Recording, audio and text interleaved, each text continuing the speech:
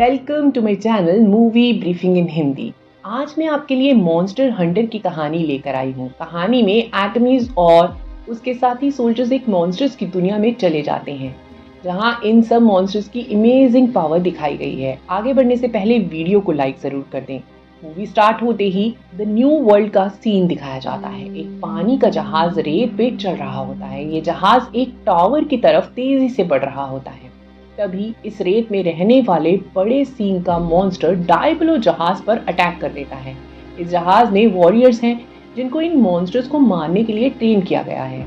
Admiral जहाज को control करने लगता है और कुछ देर में जहाज वहां से निकलने में कामयाब हो जाता है। लेकिन इस सब में एक हंटर नाम का वॉरियर जहाज से गिर जाता है और अपने साथियों से अलग हो जाता है। अब सीन चेंज होता है। अब अर्थ दिखाया जाता है। यूएस आर्मी में कैप्टन एटमिस को प्रॉब्लम में फंसे कुछ सोल्जर्स का मैसेज आता है, जिसमें वो हेल्प मांग रहे होते हैं। एटमिस अपने कुछ सोल्जर्स की टीम के साथ उन सोल्जर्स की खोज में रेगिस्तान में निकल पड़ती है। उन्हें वहां कुछ स्टोन्स दिखते हैं जिन पर एंशिएंट लैंग्वेज में कुछ लिखा होता है, जिसे वो समझ नहीं पाते। आगे जाकर उन्हें अपनी ओर एक रेतला तूफान आता दिखता है। वो वहां से निकलने की बहुत कोशिश करते हैं, लेकिन इस तूफान की चपेट में आ जाते हैं। अब ये तूफान उन्हें अपने अंदर खींच लेता है। तूफान में उन्हें वही एंशिएंट लैंग्वेज के मार्क दिखने लगते हैं और वो लोग एक अलग दुनिया में पहुंच जाते हैं। यहाँ रेत के पहाड़ होते हैं, लेकिन वो देखते हैं कि उनके मैप के अकॉर्डिंग इस जगह पर ऐसे पहाड़ नहीं होने चाहिए। यहाँ पर उनका जीपीएस, रेडियो और कंपास कुछ भी काम नहीं कर रहा होता।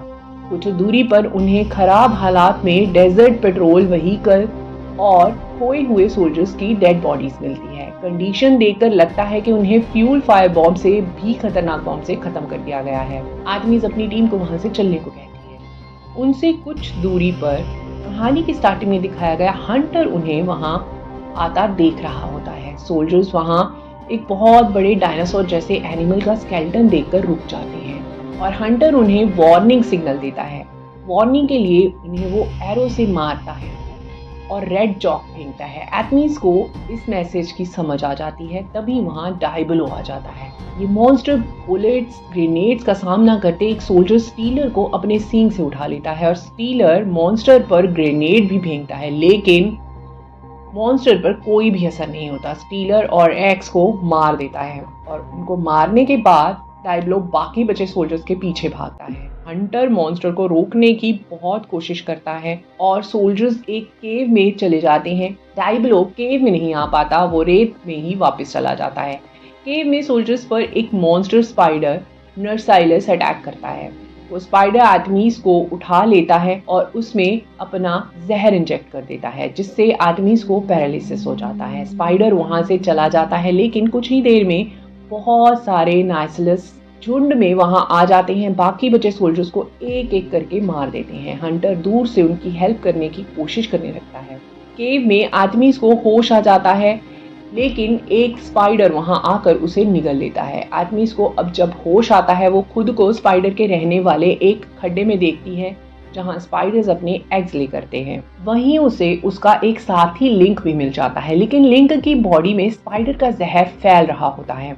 तभी वहां स्पाइडर आ जाता है।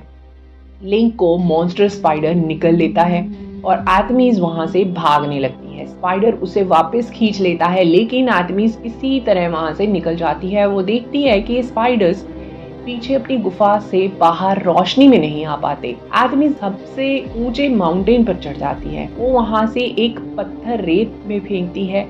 देखती है कि डायबलो कुछ भी मूवमेंट होने से बाहर आ जाता है। ये मॉन्स्टर रेत पर हर मूवमेंट समझ लेता है।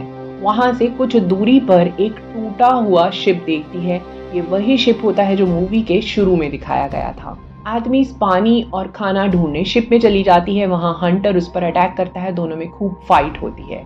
दोनों जबरदस्त फाइट करते हैं। हंटर आदमी के हाथ बांध देता है और उसे एक सेफ जगह ले जाता है, क्योंकि रात में स्पाइडर मॉन्स्टर्स बाहर आ सकते हैं। हंटर दिन होते ही उठकर बाहर मॉन्स्टर्स देखने जाता है। जब वो वापस आता है, आदमी वहां नहीं होती।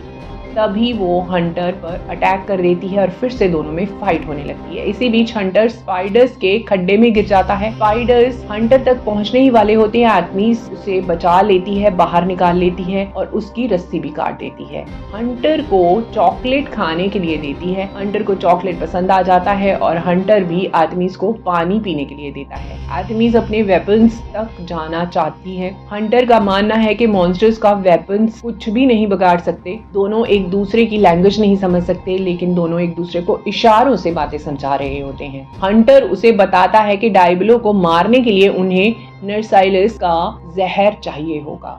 नर्साइलस को मारने के लिए आर्टेमिस उसका शिकार बनकर उसके सामने चली जाती है। उसके आते ही हंटर उस पर अपने हथियार से वार करता है और उसका सर काट देता है। हंटर उसके जहर से हथियार बनाता है और दिन होते ही दोनों शिप में से कुछ और जरूरी हथियार ले आते हैं। आर्टेमिस को पता चल गया है कि उसके हथियार यहाँ काम नहीं करेंगे। वो हंटर के हथियारों को चलाना सीखती है। प्लान के हिसाब से अब वो रेत पे भागते हैं। डायबलो उनके पीछे आ जाता है। दोनों ऑपोजिट डायरेक्शन में भागते हैं। हंटर मौका मिलते ही निशाना लगाकर डायबलो की आंख में जहर वाला एरो मार देता है। आर्टेमिस भी अपनी मशीन गन से फायर करने लगती है और कुछ देर में डायबलो पर जहर का असर होने लगता है, लेकिन उसे कुछ नहीं होता। वो आर्टेमिस के पास आ जाता है।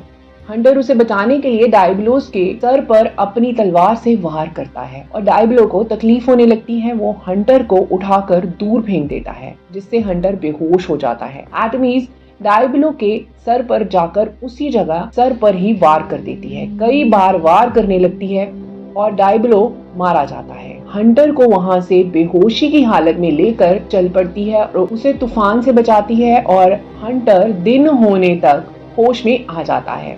वो चलते रहते हैं और पानी के पास पहुंच जाते हैं। वो लोग बहुत खूबसूरत जगह पर पहुंचते हैं जहां पर घास खाने वाले बहुत बड़ी गिनती में एप्सिरोस होते हैं।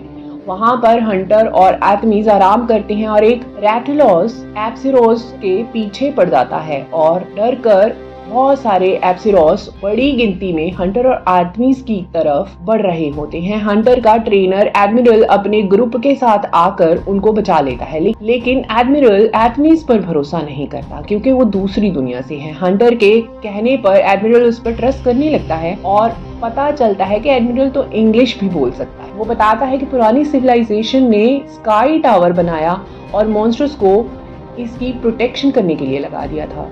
एडमिरल अपने ग्रुप के साथ इस गेटवे टावर पर रिसर्च करने के लिए निकला था, लेकिन डायबलो ने अटैक करके उनका शिप तोड़ दिया और हंटर उनसे अलग हो गया था।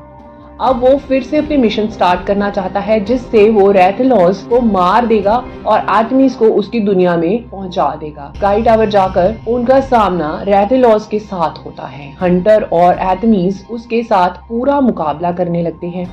फिर रैटलोस आर्टेमिस पर आग फेंकने लगता है और उससे बचते आर्टेमिस अपनी दुनिया में जाने के लिए गेटवे में गिर जाती है। जैसे ही वो अपनी दुनिया में पहुंच जाती है, एक मिलिट्री चॉपर उसे रेस्क्यू करने वहां जाता है। वो लोग आर्टेमिस को ले जाते हैं। ये चॉपर पहले ही मिसिंग सोल्जर्स की तलाश में निकला हुआ था, लेकिन तभी वहां रैटलोस आ जाता है। आर्टेमिस के आने के बाद दूसरी दुनिया का रास्ता अभी ठीक से बंद नहीं हुआ था। रैटलोस आ जाता है और ड्रैगन अपने मुंह से आग निकालता है और सभी मिलिट्री व्हीकल्स को खत्म कर देता है। आर्टेमिस उसे हंटर के दिए हथियारों से जख्मी करने की कोशिश करती है। तभी हंटर भी वहां उसी रास्ते से आ जाता है और एक जबरदस्त शॉट के साथ रैटलोस को खत्म कर देता है। एडमिरल भी वहां आ जाता है और बताता है कि अब जब तक स्काई टावर का रास्ता बंद नहीं होगा, ये मॉन्स्टर्स ऐसे ही यहाँ आते रहेंगे और उन्हें खत्म करना होगा, नहीं तो वो ऐसे ही दुनिया खत्म कर देंगे। तभी वहां बहुत बड़ा ड्रैगन आ जाता है। आर्टेमिस, हंटर और एडमिरल उसे मारने के लिए उसकी तरफ बढ़ते हैं और इसके साथ ही मूवी खत्म कर दी जाती है।